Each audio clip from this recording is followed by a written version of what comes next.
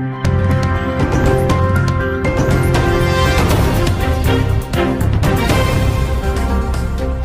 Jungle.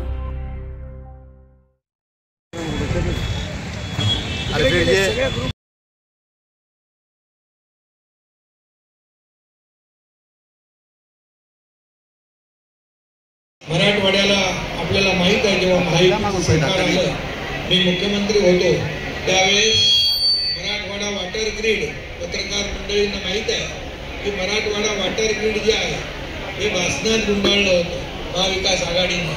पण जसा मुख्यमंत्री झालो मी आणि देवेंद्रजींनी तात्काळ त्याला पुन्हा चालना दिली आणि मराठवाडा हा दुष्काळवाडा म्हणून जो शब्द आहे तो आम्हाला पुसायचा आहे. या ठिकाणी पाण्याचा जो दुर्भिक्ष आहे पिण्याच्या पाण्याचं संभाजीनगरमध्ये, त्यावर देखील आम्ही 2700 जवळपास कोटी खर्च करतोय आणि पाणी योजना पूर्णत्वाकडे नेतोय. अनेक विकास प्रकल्प या ठिकाणी आम्ही केले, त्याच्यामध्ये मी जात नाही, आपल्याला सगळं माहीत आहे. आणि म्हणून जेव्हा मी मुख्यमंत्री होतो तेव्हा एक कॅबिनेट देखील आपण मराठवाड्यात घेतली होती आणि संभाजीनगरला. म्हणूनच यामागचा उद्देश एवढाच आहे की मराठवाड्याला न्याय दिला पाहिजे. मराठवाड्यामध्ये शेतकऱ्यांच्या पाठीशी उभं राहायला पाहिजे. हे देखील आम्ही या मुख्यमंत्री स्वतः देवेंद्रजी, मी, अजितदादा आम्ही तिघांनी मिळून ठरवलं की सगळ्या अटी शर्ती बाजूला, तुम्हाला ते सगळं माहीत आहे, अटी शर्ती नियम बाजूला ठेवून या ठिकाणी शेतकऱ्यांच्या मागं आम्ही उभे राहिलेलो आहे. आणि त्यामुळे मी आपल्याला मनापासून सगळ्यांना शुभेच्छा देतो. आता इथं मोठं मध्यवर्ती कार्यालय सुरू केलेलं आहे. याचा अर्थ प्रचार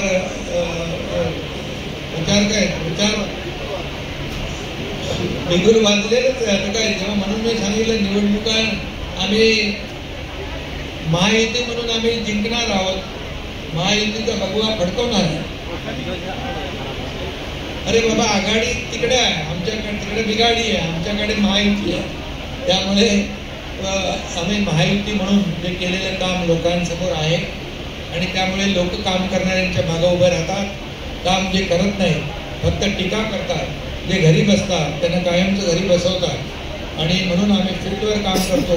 पुरात देखील तुम्ही पाहिलेलं आहे, आम्ही शेतकऱ्यांच्या बांधावर गेलो, त्यांना तातडीची मदत दिली. जे जे त्यांना तातडीचं पाहिजे त्यांच्या मागं त्यांचे आसूड पुसण्याचं काम महायुतीने केलं, शिवसेनेने केलेलं आहे.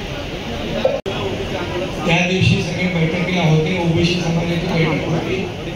त्यांना आम्ही काय निर्णय घेतलाय तो सांगितला, त्यांनी वाचला, तो त्याचं वाचन केलं. कुठल्याही परिस्थितीमध्ये ओबीसी समाजाचं आरक्षण काढून मराठा समाजाला दिलेलं नाही. मराठा समाजाच्या ज्या कुणबी नोंदी होत्या त्या नोंदीवरून त्यांना कुणबी प्रमाणपत्र दिलेलं आहे. त्यामुळे आमची भूमिका पहिल्यापासून हीच होती, कुठल्या समाजाला देताना कुठल्या समाजाचं कमी करणं ही भूमिका आमची आजही नाही. परंतु मला एवढंच सांगायचं आहे की या बाबतीमध्ये या बैठकीमध्ये सकारात्मक चर्चा झाली. मग दुर्दैवाने मोर्चा काढण्याची आवश्यकता का पडली मला माहिती सांगतो मी. हा शेतकरी आपला बळीराजा आहे, अन्नदाता आहे आणि तो जेव्हा अडचणीत असतो तेव्हा त्याला मदत करणं हे प्रत्येकाचं कर्तव्य असतं. आणि म्हणूनच मी विरोधकांना देखील सांगू इच्छितो, आज त्यांच्या हातात काय पडलं पाहिजे. आज त्यांना जे दिलेलं आहे, आज 32,000 म्हणजे NDRF निकष आम्ही सगळे बाजूला ठेवून त्यांना मदत केलेली आहे.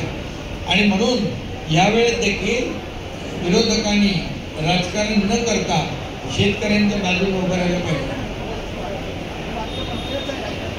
नाही, असं मंत्र्यांनी म्हटलं असेल तर ते दुर्दैवी आहे.